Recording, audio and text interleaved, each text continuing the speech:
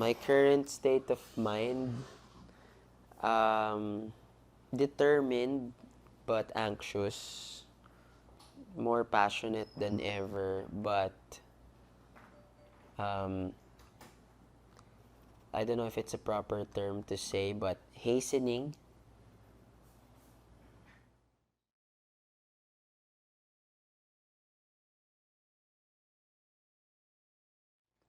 Well, I think well po as part of my career, um, all of this I kind of am doing not only for like my personal goals of achieving my dream, of maximizing my talent, making a living based from my talent, but I'm doing it for my mom, my dad, for my parents because I made them a promise when I was younger. I remember this one clear day, and it's still one of my most vivid memories that makes me like more determined, even though it's really hard to pursue this career, this dream. So it was one night in Eastwood. Me and my mom was in front of the fountain in front of the new mall, and then there was this Titantron LED wall above the building, so it's still there. And then I remember artists were being flashed. There's an upcoming concert or performance in Eastwood, and then my mom told me that um, one day you'll be there. And in Tagalog, her exact words were, um, sana bago ako mawala, mapasikat kita ng sobra. That's why one of my main motivations is really my parents. And with that, my parents are now really like senior citizens. My mom is 71. She's turning 72 in January. My dad is 68. So if I'm not mistaken, my dad is 68. So with that, I'm more determined than ever, especially so that the people backing us, the people behind us are really, um, I know are really good. I know are really full on in supporting us. But it's like I always feel this anxiety that time is ticking, of course, for me as well. But time is ticking also for the people I'm doing this for.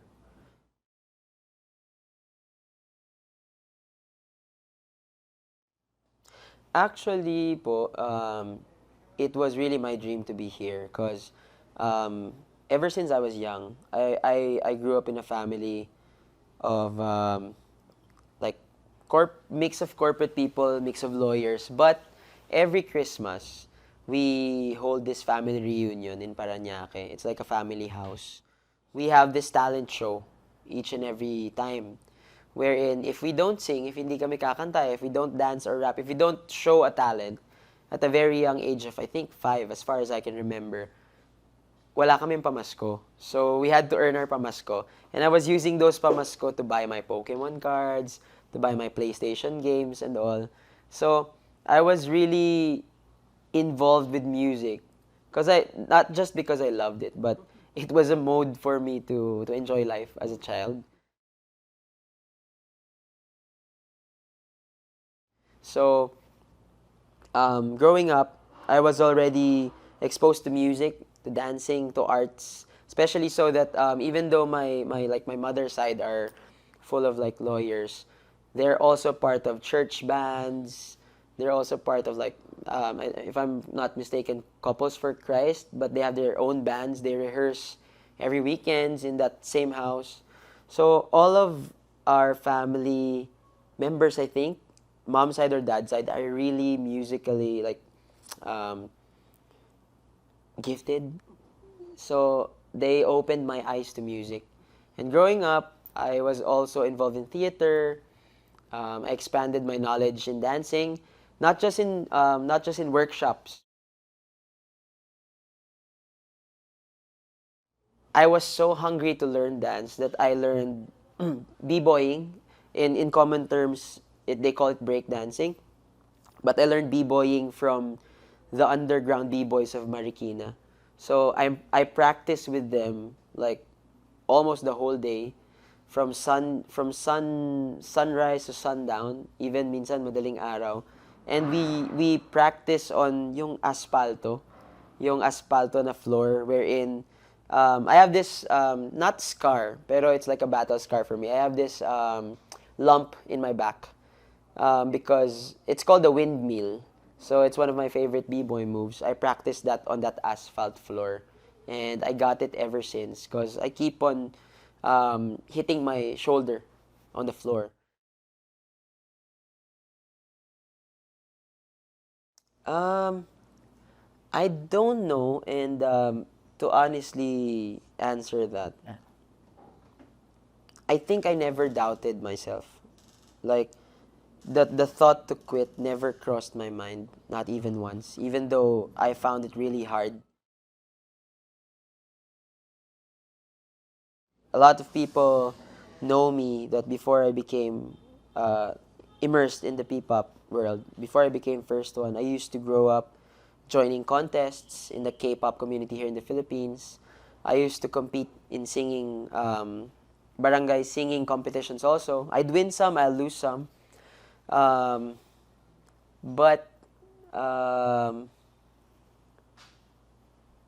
the thought that crossed my mind was that how do I improve more so that, for example, if I lose this competition, how do I improve more so that I won't lose anymore?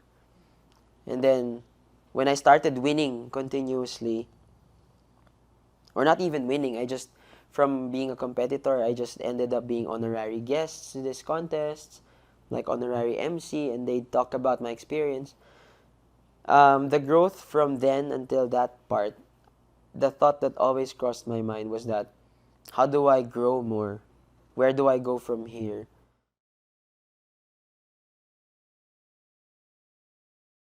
Man, it's hard. I even reached flying to Korea alone, leaving my family here because I wanted to pursue this dream. So I remember getting sick without the medicines that I was used to. I remember getting high fever because of being overworked in rehearsals in Korea. But I just slept it away without telling my mom and my dad back home na I'm sick because I know they'd worry. So even with those experiences, I never thought of quitting. It's just that maybe the most vulnerable um, part that I got was when the time came that I thought to myself, my parents are growing old. How do I make this faster? Because they're really at the heart and center of why I do this.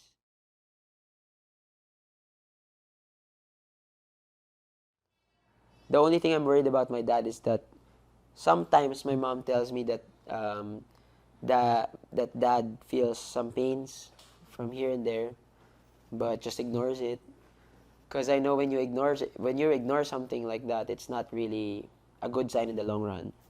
Because my mom is actually a cancer survivor. I was in college in Ateneo before.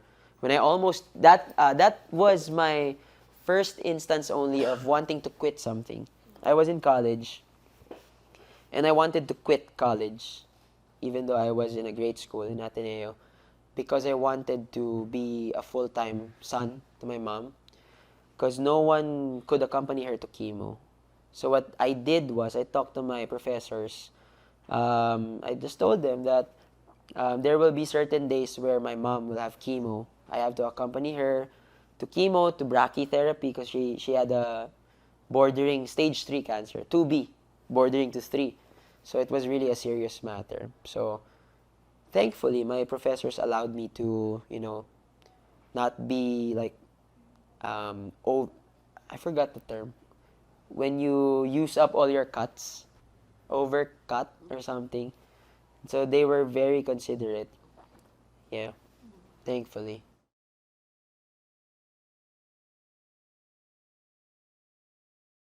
And then, so when I told it to my parents that I'm performing in Araneta for the first time, of course I understand. They were really scared because of the pandemic. They're old, so they're prone to maybe getting the COVID before. They didn't attend. So I told them nakakatampo. But they were really proud watching online. And the very next P-PopCon, they came and watched. But after that, I think I got hungrier because I feel like, and I felt like there's more. There's more that I can give. There's more that I can achieve until the very end. That day, I want my parents to witness. Because maybe Araneta was just, of course it wasn't our solo concert, but that was a stepping stone that they got to see me perform. Because as a child, I've always dreamt of, saying, "What's up, Araneta?" And they witnessed that already. But maybe now that I think about it, it wasn't a solo concert. So maybe in the near future, it would be really great if they can witness first one solo concert and they'd be front and center or something.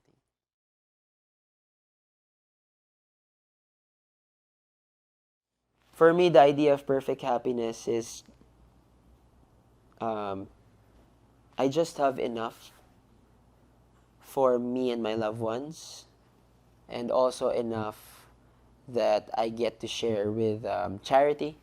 So, of course, provide food, shelter, and just enough for my family and loved ones, for charity, and just a home. Maybe even a humble home. I don't want a mansion. I don't want the glitz and glamour in the future. I want to create a steady path for the next in lines. And of course, my brothers in first one, they also have their own family goals. And I want to finish everything wherein I'm sure that what I've achieved, that I have enough, they also have enough. No one gets left behind. That for me is the definition of perfect happiness.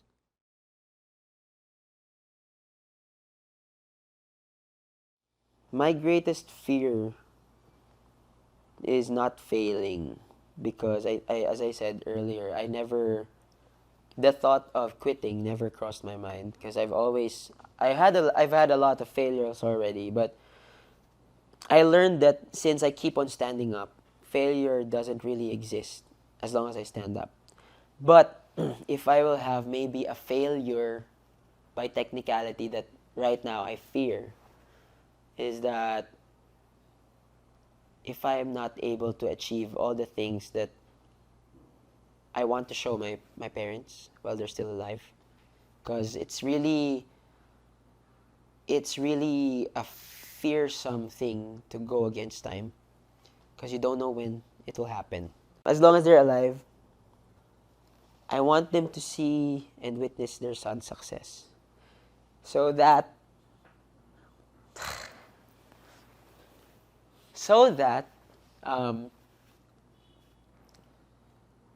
I believe in the afterlife. I believe in heaven. So we believe in heaven. So our family believes that. So that at least when they go to heaven, and then they'd oversee me from up there already, they'd be proud to say that that's our son, and that there's no need to worry, because he was able to achieve what we as a family wanted to achieve, and that includes my members, because they're also all of them are family oriented. So I've witnessed all their pains, and most of those pains are also related to family. So that's why I said earlier that no one gets left behind.